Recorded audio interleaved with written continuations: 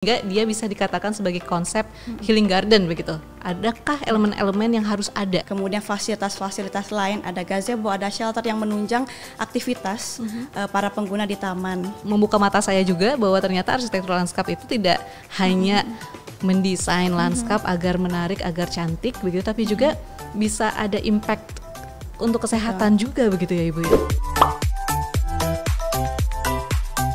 Assalamualaikum warahmatullahi wabarakatuh. Apa kabar Sobat IPB? Selamat datang di IPB Podcast. Sobat IPB, di episode IPB Podcast kali ini kita akan membahas tentang Taman Healing, suatu konsep dari arsitektur lanskap yang tentunya menarik ya untuk kita dalami lebih jauh. Nah, untuk membahasnya telah hadir narasumber yang sangat luar biasa. Beliau adalah dosen dari Departemen Arsitektur Lanskap Fakultas Pertanian IPB University. Langsung saja kita sambut Dr. Prita Indah Pratiwi. Apa kabar Ibu? Alhamdulillah baik, Mbak Wina. Bu, terima kasih ya Ibu sudah hadir di IPB Podcast nih untuk ngobrolin tentang Taman Healing. Ini menarik banget nih, Taman Healing atau Healing Garden ya Ibu ya. Kalau diartikan secara secara harfiah gitu kan ke bahasa Indonesia itu berarti taman penyembuhan begitu ya Bu ya. Taman untuk menyembuhkan lah bisa dikatakan seperti itu. Memang sebenarnya apa sih Ibu konsep dari Taman Healing ini? Mungkin bisa dijelaskan dari sudut pandang lanskap, arsitektur lanskap begitu, silahkan. Ya, baik, terima kasih sebelumnya Mbak Wina ya. Jadi Taman Healing itu adalah salah satu fitur taman gitu ya, yang memiliki dampak fisiologis dan psikologis terhadap para pengguna, tidak hanya pasien tapi juga pengunjung bahkan staf gitu ya. Memang Taman Healing ini bermula di taman rumah sakit begitu ya, karena memang tujuannya fokus untuk memulihkan kondisi pasien ya, terkait penyakitnya ya, kemudian pemulihan psikisnya juga, sehingga setelah mengikuti terapi di Taman Healing tersebut, pasien sudah dapat lebih baik gitu ya secara fisik maupun psikis ya. Namun seiring berjalannya waktu memang riset terhadap healing garden ini semakin pesat begitu ya. Jadi Taman Healing ini bisa terus dapat diteliti tidak hanya di taman rumah sakit saja. Jadi healing garden bisa dihadirkan juga di taman-taman sekitar kita begitu. Baik, menarik sekali. Apakah ada elemen-elemen tertentu gitu Bu dalam Taman Healing yang bisa disebut sehingga dia bisa dikatakan sebagai konsep healing garden begitu? Adakah elemen-elemen yang harus ada? Ya, jadi terkait elemen yang wajib ada gitu ya, tentunya tanaman ya. Tanaman, kemudian adanya elemen air. Elemen air. Ya. Bahkan ada namanya furniture ya, site furniture. Kita sebut juga hardscape dalam lanskap, itu seperti adanya sitting area, kemudian fasilitas-fasilitas lain, ada gazebo, ada shelter yang menunjang aktivitas para pengguna di taman. Seperti itu. Dan tanaman sendiri pun ada tipe pertumbuhannya, mulai dari pohon, kemudian ada semak hingga ground cover atau penutup tanah. Dan itu pun masing-masing tipe pertumbuhan pohon saja ya. Pohon ada yang memiliki warna daun yang menarik, kemudian ada pohon yang memiliki warna bunga menarik, lalu ada semak yang dia memiliki warna yang variegata, kemudian semak dengan bunga yang aromatik begitu ya, sampai dengan penutup tanah. Itu pun sangat beragam, dan kombinasi dari elemen-elemen yang ada itu dapat menjadi efek healing yang powerful untuk para penggunanya. Baik, itu tuh ada semacam pakem komposisinya kah, ataukah itu silahkan para arsitek lanskapnya gitu yang mencari komposisi yang terbaik sehingga ada mungkin Taman Healing, apakah ada satu konsep yang pakem, satu yang diikuti gitu, ataukah masih ada flexibility dalam komposisinya? Oke, terkait Taman Healing, jadi dia menggunakan pendekatan konsep biofilik ya. Jadi lebih biofilik. Jadi menghadirkan nuansa alami ke dalam tapak lingkungan kita, lingkungan binaan. Ya, seperti misalnya penerapan prinsip-prinsip desain, elemen-elemen desain, mulai dari elemen desain dulu ya, ada penerapan titik, ada garis, ada bentuk, kemudian ada aroma, ada tekstur, dan semuanya ini direpresentasikan dengan kehadiran tanaman.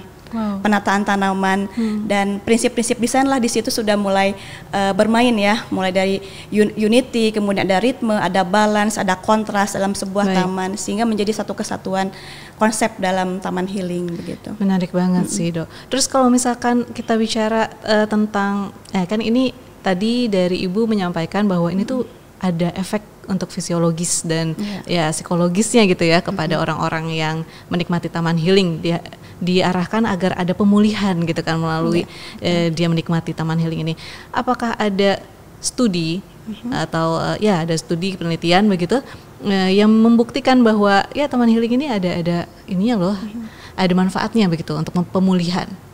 Silakan. Ya, ini bagus sekali pertanyaannya Mbak Wina terkait taman healing. Sebetulnya dulu bermula dari penelitian di tahun 2003. Jadi salah satu profesor yang bernama Yoshifumi Miyazaki dari Chiba University, forest bathing. Jadi berdiam diri di dalam hutan, kita merasakan atmosfer hutan, kita menghirup udara sebebas-bebasnya, kita melakukan berjalan, kemudian kita juga bisa bercengkrama dengan air, bisa memeluk pohon bahkan, dan itu pun sudah ada scientific research-nya, bukti-bukti dari hasil penelitian yang sudah banyak beliau lakukan ya di beberapa lokasi hutan di Jepang, dan ini pun penelitian semakin meluas di Cina, di Finland, kemudian di Korea, Taiwan, di Singapura, Malaysia, dan alhamdulillah kami pun juga meneliti terkait efek taman terhadap kesehatan manusia gitu. Ya, jadi ada berarti memang secara saintifik pun itu terbukti begitu ya, Ibu. Oke. Itu menarik banget. Tapi kan ini tadi disampaikan ini karena awalnya ada istilah forest bathing, berarti kan kita masuk ke hutan gitu, mendekat dengan alam gitu ya. Betul, untuk memudahkan atau melancarkan proses pemulihan diri kita, atau mungkin bukan sesuatu yang pulih juga, tapi hanya untuk semacam kita punya ada kebutuhan gitu ya untuk mendekat kepada alam agar diri kita lebih balance mungkin ya, dari segi stres tidak stres begitu ya. Jika dilihat ke situ, sedangkan sekarang kan kondisinya kita masih kita kondisinya sudah banyak pembangunan, di mana-mana pemukiman sudah sangat padat begitu. Sedangkan tadi kan disampaikan oleh Ibu juga, ini banyaknya mungkin taman healing tuh di daerah rumah sakit begitu. Apakah efek mendekat ke alamnya itu masih bisa dihadirkan gitu dengan sedang kondisinya mungkin gedung di mana-mana gitu, traffic di dekat kita gitu? Bagaimana Ibu? Ya, jadi dulu saat saya meneliti terkait taman terapi gitu ya, memang sulit ya kita berkunjung ke hutannya cukup jauh. Betul. Sebagian besar hutan letaknya di pedesaan ya, jadi bukan di perkotaan. Jadilah di tahun 2019 saya bersama supervisor ya meneliti di Chiba University gitu ya, dan kami mengambil tapak salah satu di kota Matsudo ya, di Nijuseki no Mori Tohiroba, jadi 21st Century Park di kota Matsudo di Chiba Prefecture. Kemudian kami ujikan bagaimana lansia dari volunteer itu melakukan kegiatan berjalan dan bersantai di dalam taman begitu. Dan ternyata ya hasilnya pun mengejutkan ya, bagus sekali, di mana ketika sebelum hingga sesudah melakukan berjalan dan duduk santai di taman itu heart rate dan juga blood pressure-nya menurun begitu ya. Jadi berbeda gitu, dan itu signifikan. Begitupun dilihat dari efek psikologisnya, kami juga melakukan pengujian terkait suasana hati. Jadi ada mood, kemudian ada anxiety ya, di mana terdapat penurunan yang yang align juga ya, sama-sama menurun dan signifikan gitu ya, sebelum hingga sesudah dipaparkan dengan aktivitas di taman tersebut. Baik, apakah ada minimal luas tamannya begitu, Ibu? Ya, kalau luas tamannya bahkan dari penelitian terdahulu ya, jadi awalnya adalah nature therapy, di dalamnya ada forest therapy, kemudian ada green space therapy, ada plant therapy, flower therapy, wooden material therapy. Nah, jadi bahkan dengan tanaman saja kita berinteraksi itu sudah bisa memulihkan. Adanya relaksasi fisiologis dan psikologis dari kita memandang tanaman hijau saja ya. Kemudian juga ada eksperimen dari timnya Profesor Yoshifumi Miyazaki, mereka mengujikan bunga ya. Bunga juga kita bisa menghirup aromanya, itu pun juga terbukti gitu ya, bisa merelaksasi secara fisiologis dan psikologis. Baik, berarti kita tidak bisa dikatakan tidak terhambat oleh masalah luas lahan dan lain sebagainya. Yang penting bisa menghadirkan suasana alami itu begitu ya, terdekat dengan kita. Dekat dengan kita. Jadi meskipun tidak terlalu luas, it's okay. Yang penting tadi tanamannya berarti tanaman yang benar hidup begitu ya, yang Ibu hidup. Ya, dan itu pun sudah ada pengujian bagaimana efek tanaman yang hidup, tanaman imitasi dan foto saja ternyata yang lainnya tidak ada perubahan yang signifikan meskipun ya agak menurun gitu ya, dari tingkat stresnya atau dari detak jantung, tekanan darahnya menurun, tapi tidak signifikan gitu. Yang menurun secara signifikan adalah tanaman yang asli. Tanaman yang asli, betul. Yang benar-benar ya hidup intinya begitu ya, Ibu. Untuk jenis tanamannya, apakah ada tanaman tertentu, misalkan di Indonesia gitu, tanaman yang pas untuk taman healing tuh apa gitu? Ya, untuk di taman healing ya, tentunya tanaman yang aromatik ya. Oh, yang aromatik. Yang paling mudah ya dilihat dan juga dicium aromanya. Biasanya tanaman-tanaman berbunga. Ya. Nah, kalau di tapak yang sudah pernah dibangun, jadi kebetulan kami punya proyek pengabdian di Healing Garden kebun ABM di Wanayasa di Kabupaten Purwakarta.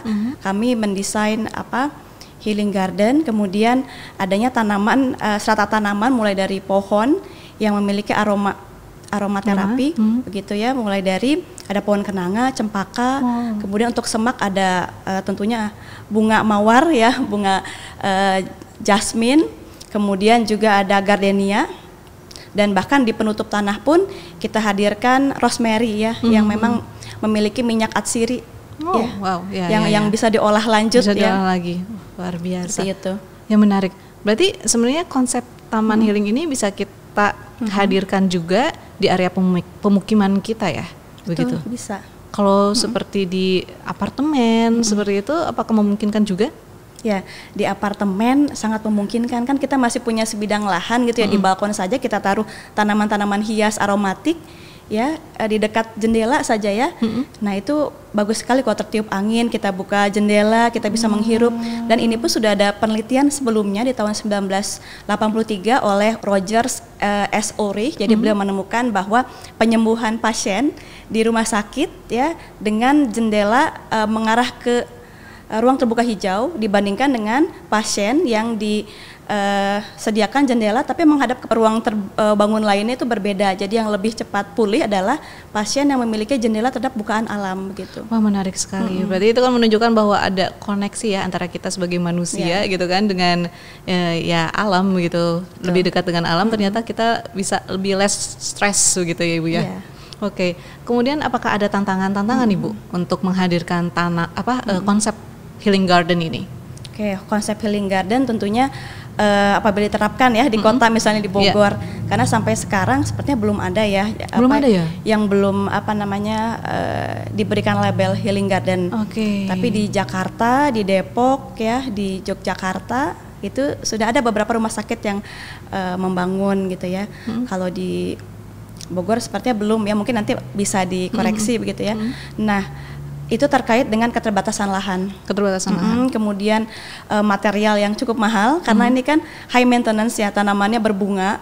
Kemudian pemeliharaannya juga cukup spend cost yang tinggi ya, dan juga hard materialnya kan perlu lengkap ya untuk kaum disabel gitu ya, material yang aman, kemudian fasilitas untuk alat kesehatan ya. Nah, itu ya dihadapkan dari aksesibilitas, kemudian keterbatasan luasan, kemudian integrasi dengan lingkungan di sekitar. Biasanya ketika kita membuka Healing Garden gitu ya, kan kita ingin publik itu bisa mengakses juga ya, tidak hanya pasien. Nah, terkadang kan banyak material yang diambil begitu ya, atau dirusak dan tidak sustain juga ya, dengan adanya aksesibilitas yang mungkin bisa diakses ya. Mungkin itu ya, itu masalah ya, memang masalah vandalisme itu jadi masih masalah yang besar ya di apalagi di Indonesia begitu kan. Kemudian Ibu, tadi Ibu sudah sampaikan ya tantangannya begitu. Kalau misalkan tadi Ibu juga yang saya tangkap dan menarik adalah ada label Taman Healing gitu, ada labelnya. Siapa sih yang bisa approve gitu? yang bisa approve. Oke, konsep ini tuh bisa masuk ke dalam taman healing. Apakah ada semacam apa ya? Satuan dari pihak dokter kah kayak gitu yang bisa approval, atau memang dari bidang arsitektur lanskapnya begitu juga ada yang bisa ngasih apa ya semacam checklist. Oke, ini kalau dari checklistnya ini udah bisa masuk nih ke dalam label taman healing. Ya, sejauh ini dinas yang bertanggung jawab terhadap taman gitu ya. Kalau di pusat di Dinas Pertamanan dan Hutan Kota DKI Jakarta begitu. Nah, memang untuk standar sendiri ya mungkin sedang ini ya menuju ke sana. Masih terus diramu begitu ya. Dan tidak hanya melibatkan arsitek lanskap tapi juga mungkin terapis ya. Terapis, ya. betul. Terapis yang memang membidangi bagaimana penataan tanaman ini bisa berefek penyembuhan terhadap pasien ya.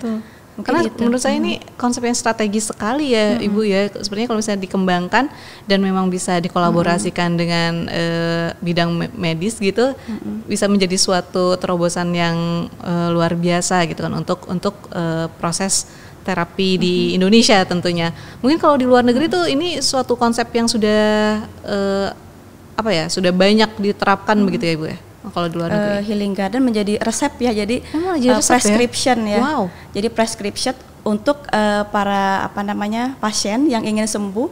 Jadi mereka ada akses untuk ke taman-taman healing tersebut begitu. Oke. Dan ini untuk pasien broad spectrum kan, maksudnya untuk pasien penyakit apapun gitu kan, nggak hanya misalkan pasien yang terkait dengan mental illness atau apapun, tapi ini semuanya bisa kemungkinan memperoleh prescriptionnya taman healing begitu.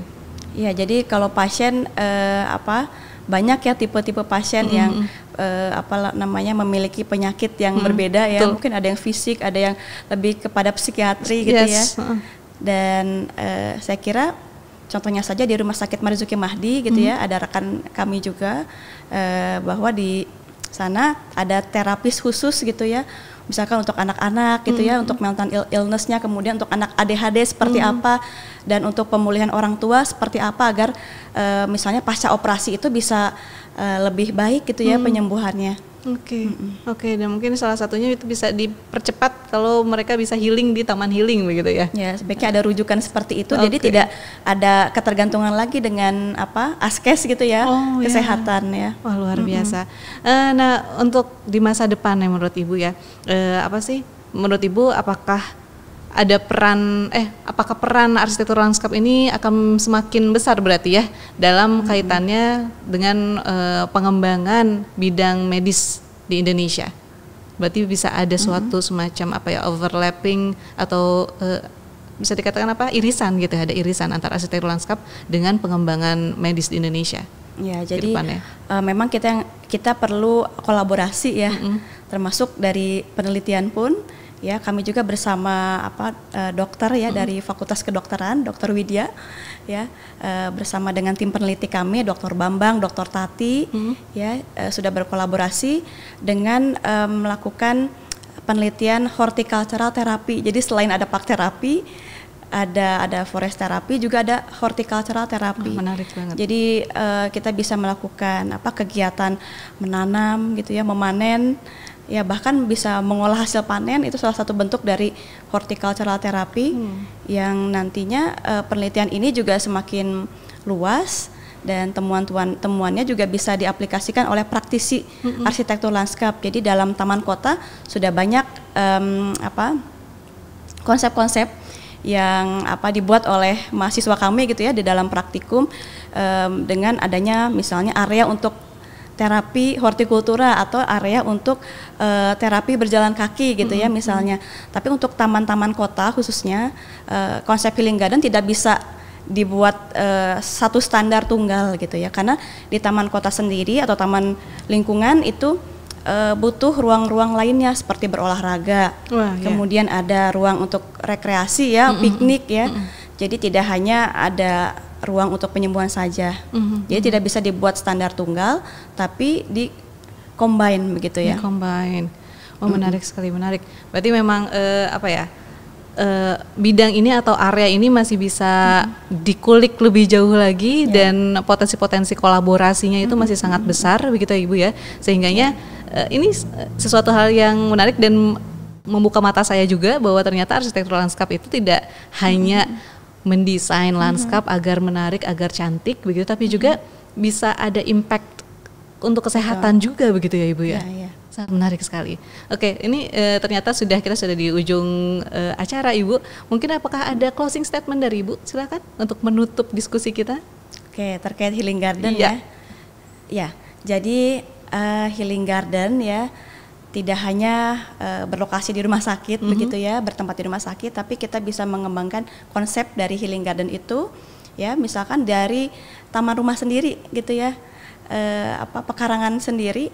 Ya, tidak hanya di tata biasa saja, tapi coba hadirkan elemen-elemen yang memang berdampak ya, selain tanaman yang berbunga gitu ya, kemudian juga bisa menghadirkan elemen air, karena elemen air ini juga selain dari gerakannya, kemudian suaranya, secara visual dan auditorial juga bisa memiliki efek ya yang baik untuk kesehatan kita. Lalu juga dengan adanya kehadiran suara burung ya, lalu ada material alami, kita juga bisa menambahkan elemen batu, kayu dalam taman rumah kita ya, sehingga kita tidak perlu jauh-jauh ya mencari healing ya, yang biasanya anak-anak sekarang pengennya healing jalan-jalan gitu ya, jauh-jauh ya, lumayan ini ya, spending cost yang besar juga gitu ya. Jadi cukup menghadirkan Healing Garden di taman rumah kita sendiri, sehingga kita bisa beraktivitas di sana sejenak duduk, atau kita bisa baca koran, baca buku gitu ya. Kita bisa menanam tanaman, mengolah tanaman, bisa membudidaya tanaman sendiri di taman healing kita. Kemudian kita bisa memanennya, kita bisa juga menanam tanaman edible ya, semacam buah-buahan, tanaman bunga yang bisa dimakan pun ada ya. Jadi ya, silakan mendesain taman rumah sendiri, kemudian memanen sendiri dan mendapatkan manfaat yang seluas-luasnya, baik untuk kesehatan secara fisiologis maupun psikologis untuk diri kita sendiri, agar kualitas hidup kita bisa lebih baik gitu ya, sesuai dengan SDGs ya. Betul sekali. Ya. Terima kasih Ibu. Kesehatan kita. Ya betul. Ini sangat strategis sekali. Kenapa? Karena tadi berkaitan dengan kualitas hidup kita. Kalau misalkan kita menjadi manusia yang berkualitas, otomatis ya kita bisa memberikan kontribusi yang lebih baik begitu ya untuk kepada masyarakat, sehingga ya mudah-mudahan Indonesia Emas 2045 bisa tercapai gitu ya Bu ya. Kan itu pasti diawali dilandasi dengan manusia yang berkualitas. Nah, salah satunya agar berkualitas kita harus less stress gitu lah. Jangan banyakkan stres. Jadi banyak-banyak ke taman healing gitu ya. Atau kalaupun misalkan tadi belum ada, di sekitar kita belum ada taman yang dilabeli sebagai taman healing, ya intinya pergilah keluar yang alami gitu ya Bu ya, yang seperti di IPB ini sebenarnya sudah banyak ya, kita bisa jalan di bisa IPB ya, sangat-sangat sehat lingkungannya. Sangat sehat ya, itu bisa. Jadi kita sangat-sangat beruntung sebagai Sivitas Akademika IPB. Betul ya? Ibu ya, kita bisa keluar, bisa menyentuh pohon, dan itu salah satu bentuk untuk pemulihan juga untuk diri kita begitu ya Bu ya. Terima kasih Ibu sudah hadir di IPB Podcast, dan saya rasa dari diskusi kita kali ini banyak sekali pengetahuan dan informasi baru yang kita bisa petik.